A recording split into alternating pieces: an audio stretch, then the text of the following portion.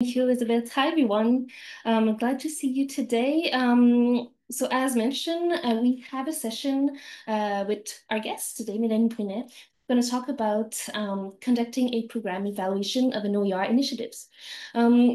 Just a quick introduction of Melanie. Most of you know her because she's been, really active in the open education sector. But Melanie Brunet, she's been a librarian at the University of Ottawa since 2016.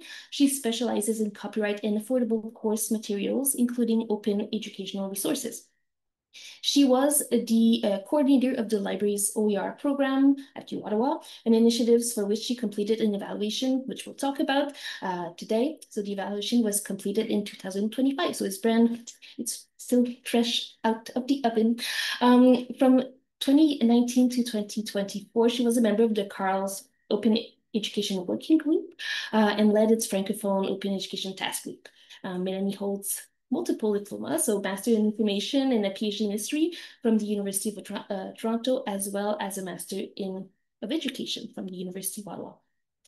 I'm going to share again the document. We have a collaborative note document, so you can add your name as an attendee and also add any notes, things that you pull out from the conversation that might be useful for other people. So here it is again. And there we go. Mélanie's going to speak in French for most of her presentation, but then one will facilitate the discussion. It's going to be, as Elizabeth mentioned, bilingual. So you can go ahead, Mélanie. Merci beaucoup. Merci beaucoup. Bienvenue tout le monde. Oui, donc ma présentation va se faire principalement en français. Mes diapos sont aussi en français, mais vous devriez pouvoir suivre et bien entendu poser vos questions dans la langue de votre choix après la présentation. Ça va me faire plaisir d'y répondre. Donc, aussi, peut-être pour vous donner une idée pourquoi une raison pour laquelle je présente en français aujourd'hui, c'est parce que je vais faire une présentation similaire à la conférence Open Ed à la fin octobre, qui va être en anglais seulement. Donc, en fait, je vous encourage à me poser plein de questions et me dire s'il y a des choses que vous auriez aimé savoir dont je n'ai pas parlé. Et peut-être que je vais pouvoir me reprendre au mois d'octobre. Donc, je vais commencer par partager mes diapos.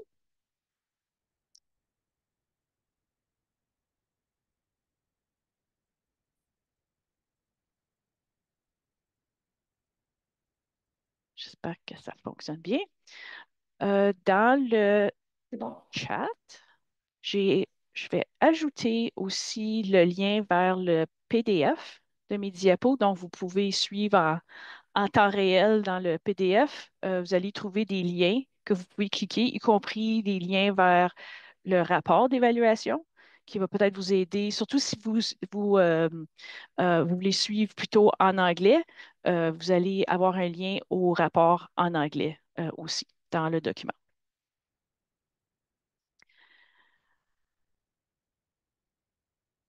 OK.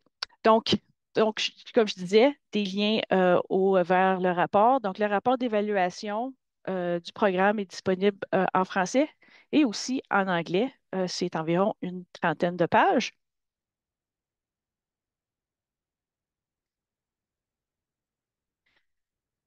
Donc, pourquoi faire une évaluation de programme d'une initiative REL en particulier? Idéalement, c'est parce qu'on veut démontrer un impact. Euh, et j'aimerais confirmer que c'est bien, mon écran est bien comme projeté. Oui. Oui, OK, parce que je ne voyais pas le tour vert un petit peu, là. OK, parfait. Euh, donc, c'est pour démontrer un impact. Euh, Comme la plupart des initiatives REL, y compris celle de la bibliothèque de l'Université d'Ottawa, c'est absolument financé par des fonds publics. Euh, on veut connaître le rendement de ces investissements et aussi pour continuer à soutenir les initiatives.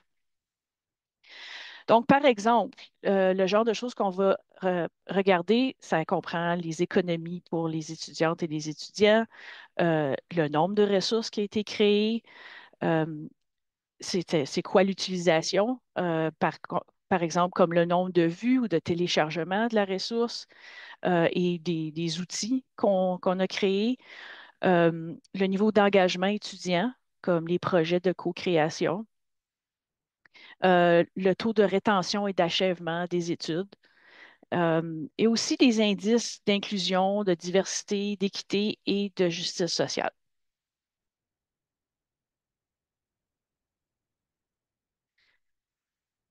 Donc, je vais commencer par vous parler un peu plus de l'évaluation de programme, vous donner des définitions.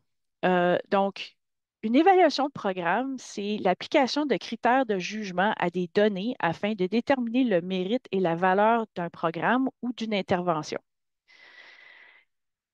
Et c'est quoi un programme ou une intervention? C'est un ensemble cohérent, organisé et structuré d'objectifs, d'activités et de personnel.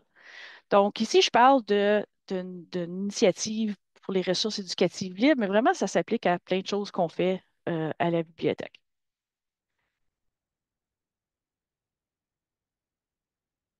Oups, pardon, je vais aller un petit peu trop vite. Euh, donc, habituellement, quand on fait une évaluation de programme, on cherche à examiner trois dimensions. Euh, Puis, c'est ces dimensions-là qui viennent guider les questions d'évaluation. Donc, la première dimension, c'est la pertinence. Donc, c'est-à-dire les besoins que le programme tente de combler et aussi la concordance entre le programme et les priorités de l'organisation, par exemple, ou du gouvernement provincial ou les instances auxquelles le programme se rapporte. Euh, une autre dimension, c'est l'efficacité, c'est-à-dire est-ce qu'on a atteint les résultats anticipés. Et est-ce qu'on peut observer des changements dans la population cible du programme?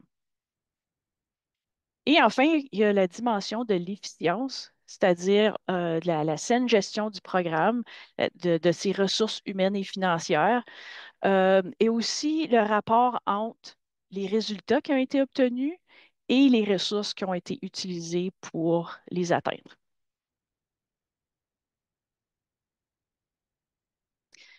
Dans mon cas, ce que j'ai fait, c'est que j'ai suivi une approche particulière qui est l'évaluation axée sur l'utilisation. En évaluation de programme, il y a plusieurs approches, mais c'est celle que j'ai choisie. Cette approche-là a pour objectif de fournir des informations utiles et utilisables, fiables et qui arrivent à un moment propice pour favoriser l'utilisation de l'évaluation, puis aussi optimiser la mise en œuvre des recommandations. Dans le fond, ce qu'on veut, c'est limiter les chances que le rapport d'évaluation finisse sur une tablette, parce que c'est toujours une possibilité.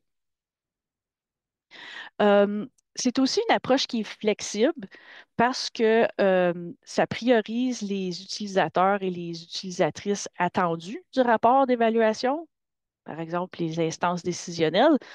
Euh, donc, on peut aussi utiliser des méthodes mixtes. Donc, vous allez voir dans cette évaluation-là, c'est quantitatif autant que qualitatif. Donc, on peut puiser un peu partout dans les méthodes en sciences sociales, par exemple, méthodes de recherche en sciences sociales, pour pouvoir répondre à nos questions. Euh, c'est flexible aussi en termes de la portée de l'évaluation. C'est possible qu'on est limité dans le temps et dans les ressources. Donc, c'est possible qu'on ne va pas nécessairement évaluer toutes les composantes d'un programme.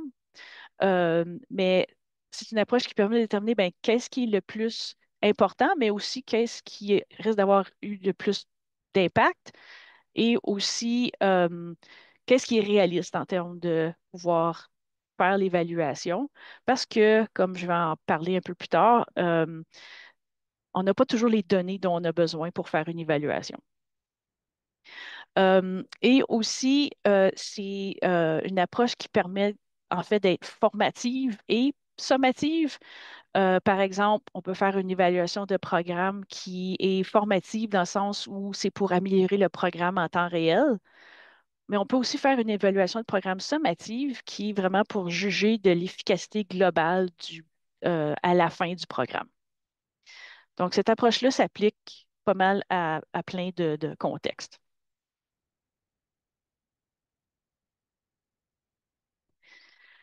Donc, le programme réel de la bibliothèque de l'Université d'Ottawa comme tel, pour vous donner le contexte, c'est, ça a été lancé en mai 2020 et le programme a pris officiellement fin le 30 avril 2025. Donc, la population cible de l'intervention, c'était les personnes enseignantes à l'Université d'Ottawa. Donc, que ce soit euh, les profs à temps plein ou à temps partiel, les deux groupes faisaient partie de la population cible, euh, qui, eux, en participant aux activités du programme, ont créé et utilisé des ressources éducatives libres. Les étudiantes et les étudiants ont ensuite bénéficié de ces activités, euh, mais c'était vraiment la population cible, c'était les professeurs.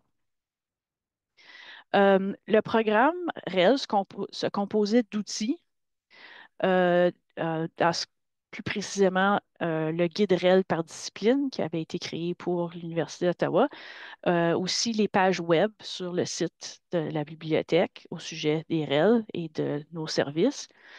Euh, les services comme tels, donc ça comprend le soutien, les consultations, euh, des solutions numériques comme l'accès et la formation pour Pressbooks, pour utiliser H5P. Et enfin, le gros morceau, c'était vraiment les subventions. Donc, on avait à l'intérieur du programme REL, il y avait un programme de subvention pour encourager la création de ressources éducatives libres. La période évaluée correspond aux 4 premières années du programme, donc de 2020 à 2024. Et la raison pour laquelle c'est une évaluation sommative, c'est parce que par le moment où j'ai commencé à faire mon évaluation, j'avais appris que le programme euh, allait se terminer durant l'année en cours.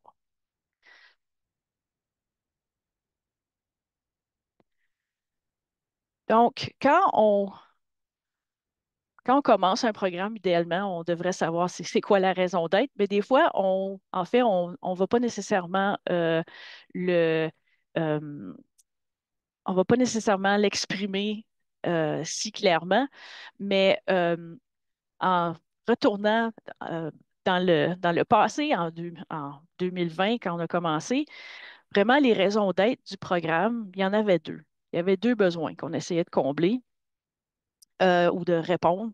C'était, et vous allez remarquer dans la prochaine diapo, que ces deux besoins correspondent aux résultats ultimes qui étaient visés par le programme. Donc, un des besoins, c'était celui en matériel de cours abordable. Donc, ce que je présente ici, c'est le coût moyen du matériel obligatoire par cours à l'Université d'Ottawa. Donc, à chaque année, peut-être pas aussi clair en anglais, mais dans les cours en français, ça augmente à chaque année. Dans les cours en anglais, ça a varié beaucoup avant et après la pandémie. Euh, mais si on prend ces chiffres-là et on multiplie par 10, parce qu'habituellement, une pleine charge de cours, c'est au niveau du bac, c'est 5 cours dans 2 trimestres. Donc, si on parle de 10 cours, donc ajoutez fois 10 ou faites fois 10, puis vous allez voir que le montant est quand même assez élevé pour une année de cours en termes du matériel de cours obligatoire. Ça, c'est qu'est-ce qu'on s'attend à ce que les étudiants payent. On sait que ce n'est pas vraiment ça qui arrive parce que les étudiants trouvent d'autres moyens ou vont se passer carrément d'acheter un manuel parce que c'est trop dispendieux. Et ici, ce qui est important aussi de noter, bon, l'Université d'Ottawa, c'est une université bilingue. On offre des cours en français et en anglais. Puis, le montant est plus élevé en anglais parce qu'il existe des ressources, des manuels commerciaux à signer. Dans les cours en français, le coût est moindre, bien qu'il augmente, parce que on ne peut pas nécessairement assigner un manuel de cours commercial qui n'existe pas dans une certaine discipline. Donc, ça, c'est un défi qu'on retrouve à l'Université d'Ottawa et dans surtout dans les universités francophones ou bilingues à l'extérieur du Québec, mais qui peut aussi, bien entendu, arriver au Québec aussi, dans certaines disciplines, que peut-être qu'il n'y a pas nécessairement quelque chose en français dans les cours enseignés en français. Donc, ça, c'est le portrait en termes de matériel de cours abordable et c'est quoi le besoin. Et l'autre que j'ai commencé à mentionner, c'est le matériel de cours en français. Donc, il y a plusieurs rapports ou études qui ont été faites dans les dernières années, y compris bon, le plan d'action pour la francophonie à l'Université d'Ottawa, le rapport de synthèse par la suite, les états généraux sur le postsecondaire en contexte francophone minoritaire, euh, une enquête sur l'accessibilité des manuels scolaires à l'Université d'Ottawa, une analyse de besoins qui a été faite par eCampus, et aussi la création dernièrement à l'Université d'Ottawa d'un comité sur l'accès au savoir scientifique en français. Donc, c'est quelque chose c'est pas juste à l'Université d'Ottawa, mais c'est quelque chose qui a été soulevé plusieurs fois au cours des 5, 6 dernières années. Un problème qui persiste, qu'il n'y a pas autant de ressources pédagogiques en français qu'en anglais. Et c'est un problème. Donc, ça, c'était les deux besoins et vraiment la raison d'être du programme. Donc, un modèle logique, puis si vous participez aux activités, d'autres activités de la BRC qui ont rapport avec l'évaluation, vous avez peut-être déjà vu qu'est-ce que c'est un modèle logique. Donc, un modèle logique, c'est une représentation visuelle d'un programme pour, en fait, comprendre la logique de l'intervention, puis voir les liens entre les intrants, c'est-à-dire les ressources qu'on investit dans le programme, que ce soit ressources humaines ou financières. Euh, Ensuite, les activités et ensuite les extraits de ces activités. Puis ces extraits-là, ce sont les composantes avec lesquelles les participants et les participantes vont interagir. Puis avec ça, qu'est-ce qu'on espère accomplir? Donc, quels sont les résultats à court terme, à moyen terme et à long terme, ou immédiat, intermédiaire ou ultime, qu'on espère atteindre avec le programme. Donc, en ce cas-ci, euh, comme je disais, les deux besoins sont devenus en fait des résultats ultimes qu'on a essayé d'atteindre, qui étaient d'avoir une éducation postsecondaire plus accessible pour les personnes étudiantes à l'Université d'Ottawa. Donc, le côté coût et abordabilité. Et l'autre, c'était une équité linguistique à l'Université d'Ottawa grâce à une culture de création de REL en français pour venir pallier le manque de ressources en français.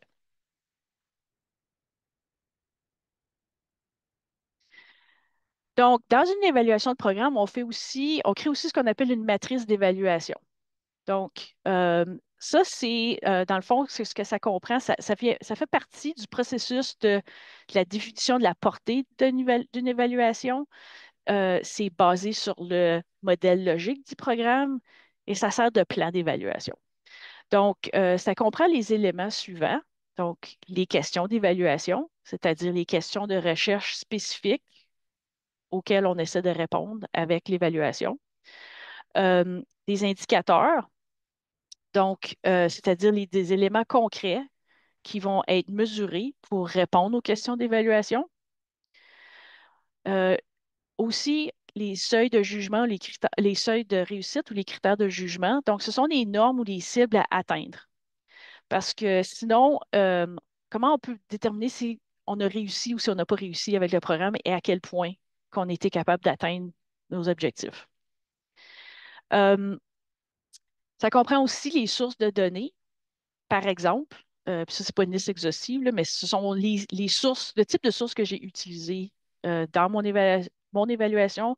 Donc, des données administratives, des données secondaires, des documents publics, des données informatiques sur comme l'utilisation de quelque chose, euh, données financières et aussi les personnes participantes au programme. Et enfin, ça comprend les méthodes qu'on va utiliser. Donc, encore une fois, des exemples basés sur ce que moi j'ai utilisé. Euh, donc, une analyse de données secondaires, une analyse documentaire, des sondages, des entretiens semi-dirigés. Ça peut être d'autres méthodes aussi.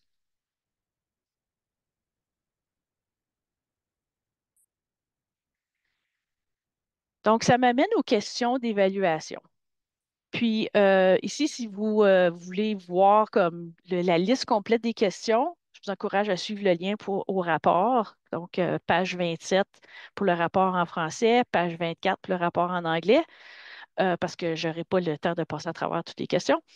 Euh, une chose à noter, c'est que ici, ben, l'évaluation comprend des questions de nature sommative, comme je disais tantôt, sachant que le programme allait prendre fin. Pour être capable de mesurer l'atteinte des résultats désirés et à quel point ces résultats peuvent être attribués au programme, mais aussi pour déterminer les coûts et la valeur monétaire générée par le programme.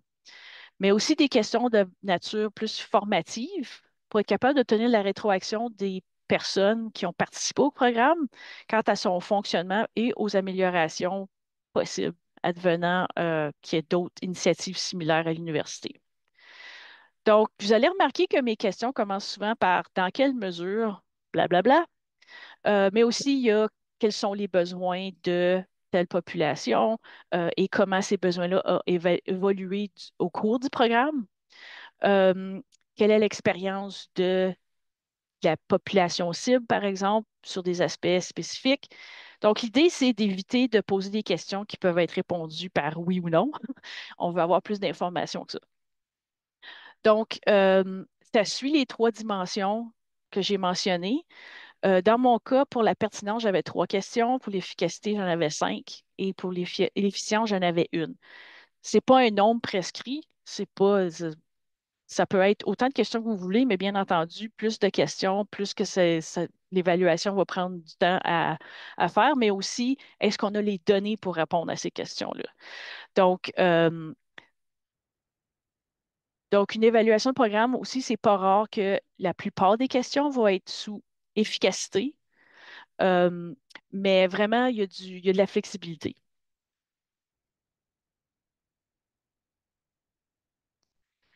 Donc, si on commence avec la pertinence, puis je vais passer à travers des exemples de juste un exemple pour chaque dimension. Euh, donc ici, la question était pour évaluer la pertinence. Dans quelle mesure le coût du programme, du matériel de cours affecte-t-il son accessibilité pour les personnes étudiantes du niveau postsecondaire au Canada? J'aurais pu aussi poser la question juste pour l'Ontario, euh, mais ça dépend aussi du nom des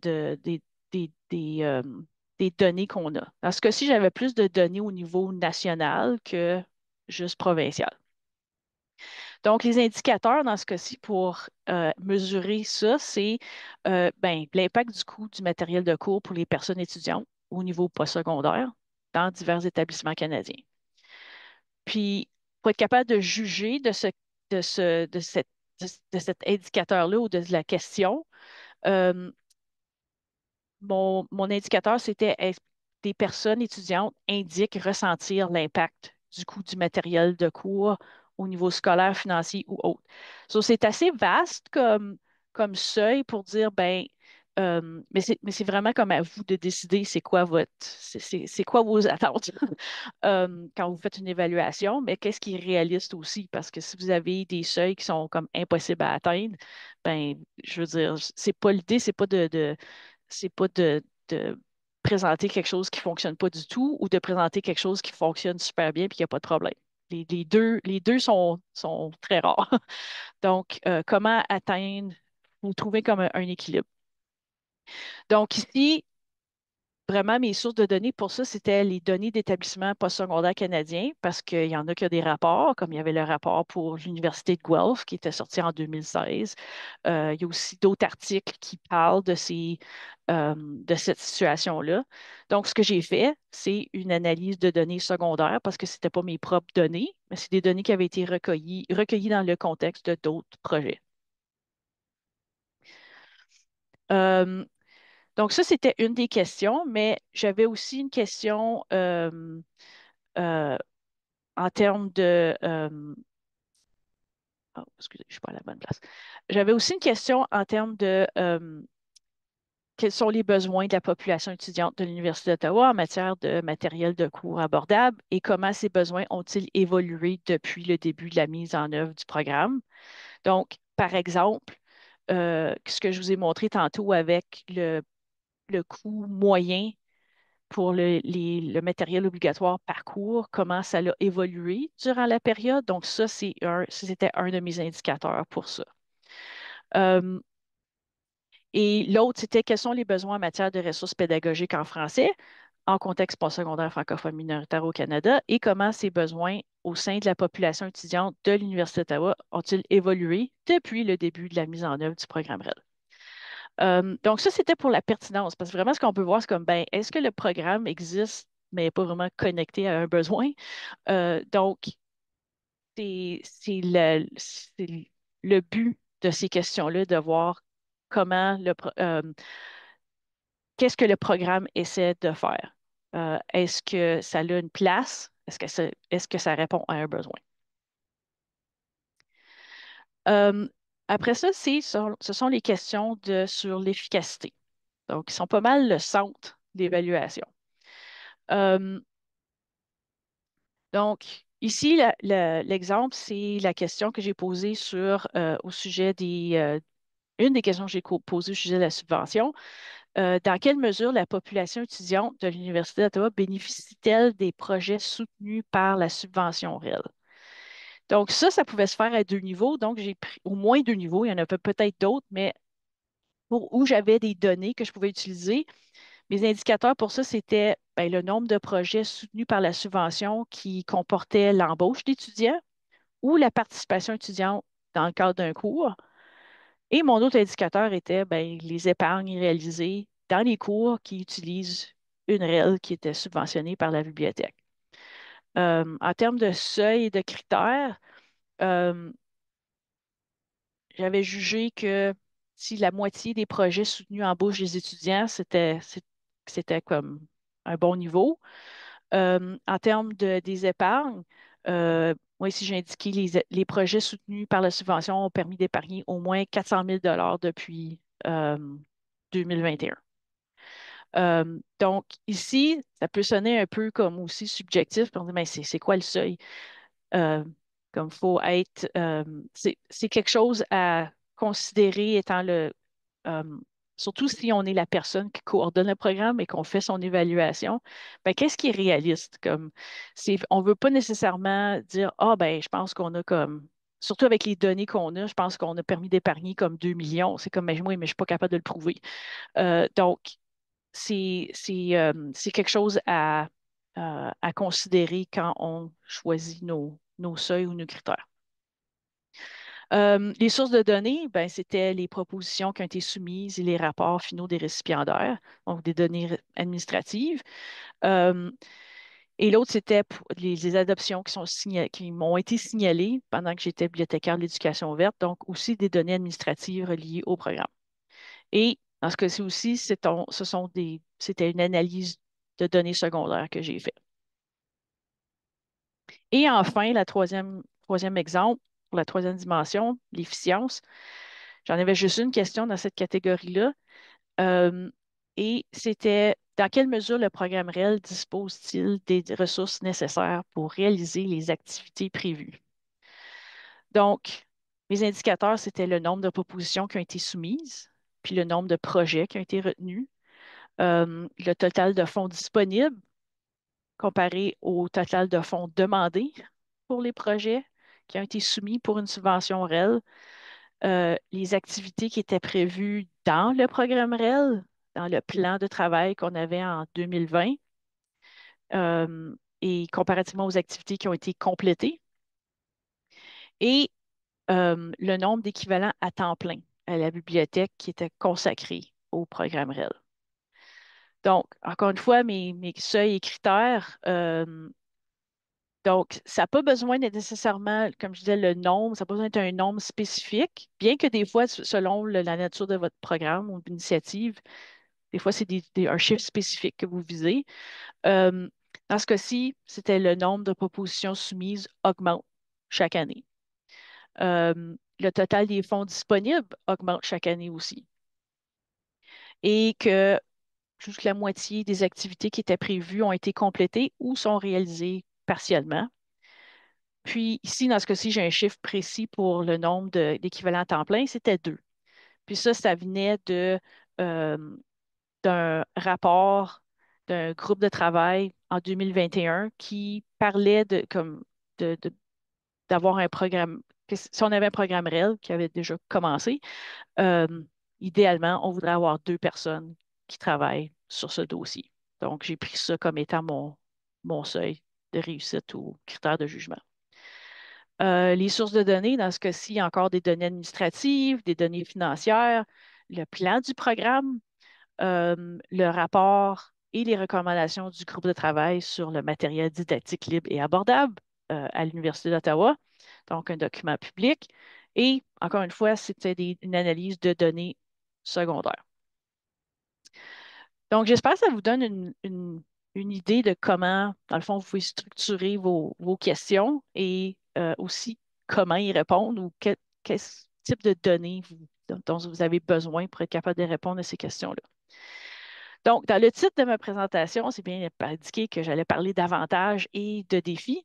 Donc, de, en termes d'avantages, je dirais que premièrement, c'est parce que c'est une démarche systématique. Euh, et ça permet, je pense, d'être pris au sérieux, c'est préférable d'avoir une approche scientifique, objective, rigoureuse que le leadership et les instances décisionnelles recherchent et sont possiblement plus enclins à considérer. Donc, et aussi, il faut garder en tête que, surtout dans l'administration publique, euh, l'évaluation de programme, c'est un champ d'expertise. Comme il existe une société d'évaluation, comme la Société canadienne d'évaluation, qui a sa propre revue puis sa propre accréditation. Donc, il y a une certaine autorité, je pense, qui vient avec quand on parle d'évaluation de programme. Euh, un peu lié à ça, c'est que l'évaluation de programme, dans le fond, parce qu'on parle de pertinence, d'efficacité, d'efficience, de coût, d'économie, de retour sur investissement, de rendement, de responsabilisation, de reddition de comptes. Ce sont tous des concepts qui correspondent au vocabulaire du leadership d'un établissement ou des instances gouvernementales, tout en contexte néolibéral. Donc, ce n'est pas juste un vocabulaire spécifique aux bibliothèques ou à l'éducation ouverte. Puis, on sait que on ne veut pas nécessairement que nos recommandations ou que nos observations soient juste considérées à l'interne, à la bibliothèque. Le financement vient souvent d'ailleurs. Donc, comment parler à ces gens-là? Donc, je pense que ça, c'est un avantage aussi.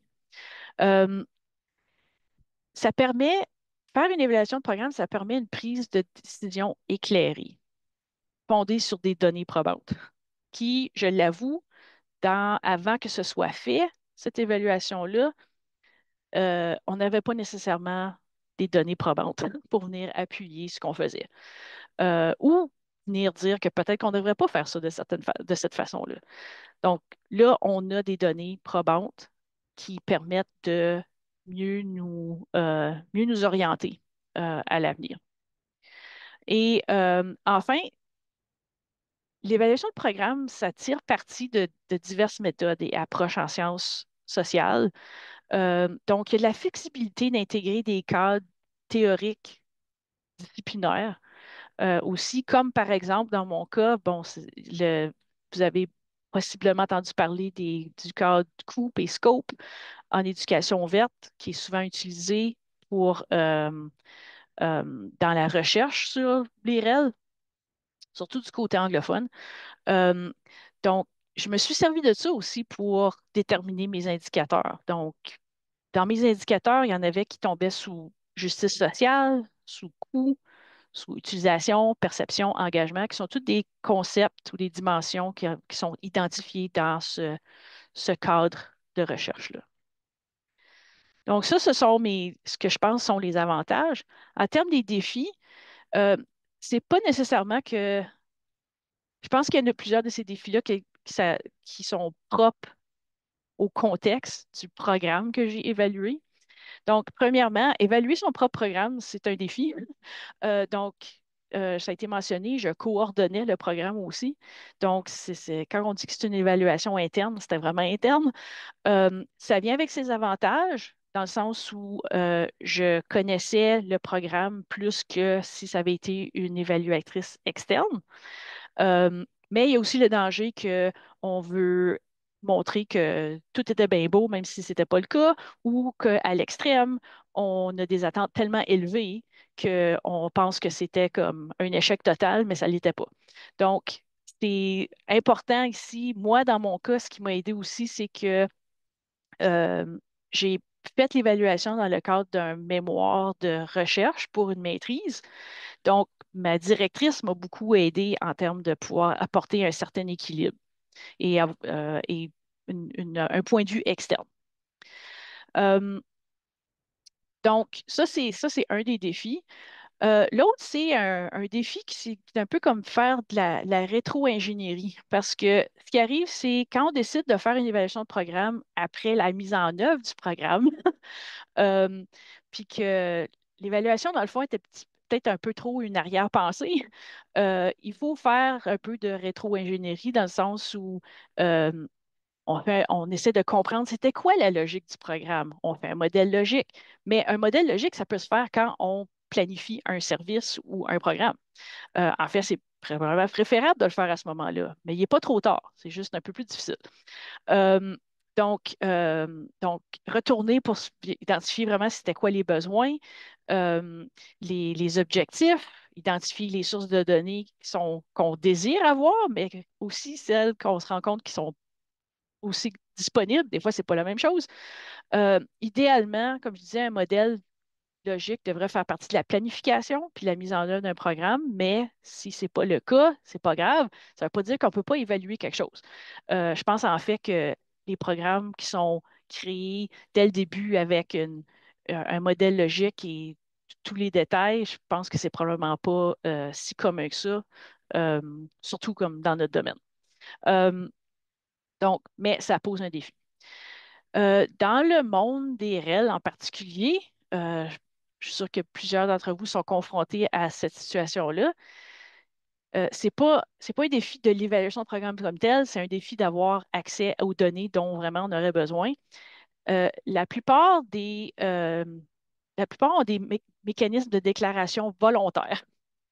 Donc, c'est-à-dire que ça a vraiment une grosse incidence sur la disponibilité et la qualité de l'information, en tout cas personnellement, dont moi je disposais pour faire l'évaluation, parce qu'il n'y a aucune obligation de déclarer l'utilisation d'une REL au niveau de mon établissement ou au niveau de la province. Il y a des mécanismes qui existent, mais personne n'est obligé de vraiment déclarer ça. Donc, il y a des gros trous. Euh, donc, ça, c'est déjà un défi et ça vient compliquer des, des- des- le processus de recherche ou d'essayer de démontrer un impact parce que euh, par exemple, calculer le retour sur investissement. Donc, dans le cas du programme dont j'étais responsable, la plupart des REL qui ont été créés grâce à la subvention de la bibliothèque, en fait, ne remplaçaient pas des manuels commerciaux. Puis aussi, il y avait un gros manque de données sur l'adoption des REL. Donc, ça rend vraiment difficile d'avoir une idée précise des économies qui sont réalisées. Euh, puis du retour sur investissement, ce qui est vraiment ce que les décisionnaires veulent savoir. Euh, donc, même chose pour juger de l'ampleur des changements de comportement de notre population cible. Donc, comment on fait pour combler ces trous? Ben, dans plusieurs cas, c'est de parler directement aux participants à l'aide d'un sondage, à l'aide des entretiens, mais aussi des données substituts qui, peut-être en surface, ne donnent pas nécessairement la réponse claire et facilement, mais qui contient des indices. Donc, ça, c'est un défi de faire une évaluation. Enfin, il y a aussi les circonstances qui sont en constante évolution.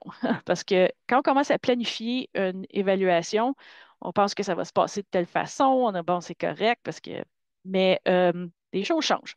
Donc, par exemple, quand j'ai commencé à préparer mon évaluation, euh, Moi, je pensais que je faisais une évaluation formative, c'est-à-dire essayer d'améliorer le programme en temps réel, mais c'est pas ça qui s'est passé parce que comme je préparais, la direction de la bibliothèque a décidé de mettre fin au programme. Et on m'a dit le 30 avril 2025, ça va être fini en raison de coupures budgétaires par l'administration centrale. Donc, puis là, ben, ça venait effacer l'excédent budgétaire de la bibliothèque qu'on utilisait pour financer le programme. Donc, j'ai fait l'évaluation durant un congé académique. La subvention n'a pas été offerte. Puis depuis janvier, il y a comme aussi plus personne à temps plein pour s'occuper des activités réelles à la bibliothèque de l'Université d'Ottawa. Donc, je suis passée d'une évaluation de programme dans le but de l'améliorer à une évaluation de programme qui existe pratiquement plus. Euh, mais c'est aussi durant cette période que, pour les personnes en Ontario, que le ministère des Collèges et universités a sorti sa directive au sujet d'indiquer le coût du matériel de cours dans les syllabus, qui a vraiment mis qui a vraiment attiré l'attention sur l'abordabilité. Donc, qui est un développement positif de mon point de vue en termes euh, du programme, mais aussi de pouvoir dire ben, que le programme a encore sa place. Même s'il n'existe plus, il y a encore une raison d'être. Donc, il faut savoir aussi profiter de ces circonstances-là qui changent ou s'adapter. Euh, Enfin, la dernière chose que j'allais dire en termes d'un défi, c'est que la gestion de la portée et et du temps. Euh, donc, ça dépend beaucoup, comme on dit. Moi, personnellement, je disposais de temps limité, de ressources limitées aussi pour compléter une évaluation de programme. C'est pas quelque chose qui faisait nécessairement partie de la culture organisationnelle, qui fait nécessairement pas aussi partie du plan du programme. Euh, donc, euh, donc, il y a eu des choix à faire. Donc, peut-être qu'on ne finit pas par consulter toutes les parties prenantes autant qu'on voudrait. Il y a des certaines composantes qu'on ne va pas évaluer, comme par exemple, je n'ai pas évalué la communauté de pratique qu'on avait pendant 2 ans. Donc, ça, j'ai laissé ça de côté. Ce qui est important, ou les autres choses pour lesquelles vraiment on n'a pas de données. Mais ce qui est important, c'est d'être transparent quant à ces limites-là, quand on, on- on analyse nos données, mais aussi quand on rapporte, quand on écrit notre rapport. Donc, la dernière chose que j'allais ajouter, ce sont quelques conseils et observations. Euh, Ça ne prend pas nécessairement une approbation d'un comité éthique pour faire une évaluation de programme. Puis, puis vous allez me dire, ben voyons, ça n'a pas de bon sens, parce que si on fait un sondage ou tout ça, bon, c'est que, en fait, l'évaluation de programme, ça tombe sous l'article 2.5 de l'énoncé de politique des trois conseils qui parle de l'évaluation de programme comme n'étant pas un projet de recherche. C'est pas de la recherche. Donc, à cause de ça, euh, on n'a pas nécessairement besoin d'une approbation. Fait que si vous faites ça dans vos établissements, euh, moi, je suggère de faire demande quand même parce que ça vous donne ça vous force à créer vos instruments de collecte. Mais aussi, l'idée est quand on fait une évaluation de programme, c'est pas d'ignorer complètement les bonnes pratiques en termes de recherche. Ou encore demander le consentement éclairé, respecter l'anonymat, etc.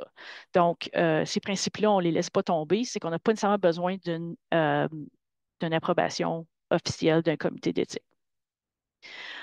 Aussi, je recommande fortement d'obtenir un point de vue externe si vous êtes capable. Dans ce cas-ci, c'était ma directrice de mémoire, mais ça peut être un ou une collègue euh, qui fait de la recherche, parce que c'est aussi important de faire comme valider nos instruments.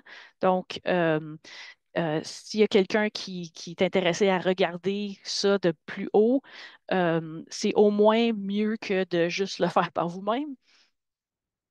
Fait que ça n'a pas besoin d'être quelqu'un qui est spécialiste en évaluation, mais c'est bien d'avoir un autre point de vue que votre propre point de vue, surtout si vous êtes la personne qui coordonne le programme aussi. Euh, faut être stratégique dans ses recommandations et tirer avantage des développements au cours de l'évaluation. Je parlais de la directive, ça c'est un exemple. Et enfin, rendre votre rapport d'évaluation disponible publiquement parce qu'il n'y en a pas énormément de rapports d'évaluation sur des euh, programmes, des initiatives réelles. Donc, c'est utile de savoir qu'est-ce que les autres font, qu'est-ce qu'ils ont été, qu'est-ce qui a réussi, qu'est-ce qui n'a pas réussi. Donc, je vous encourage fortement à faire ça. Et c'est en fait la fin de ma présentation. Il ne reste pas beaucoup de temps. Mais dans les diapos, je suggère des ressources qui sont en rapport avec l'évaluation, ou plus particulièrement dans le cas de l'initiative REL. Donc, allez voir ça. Et, euh, et c'est tout. Donc, merci beaucoup.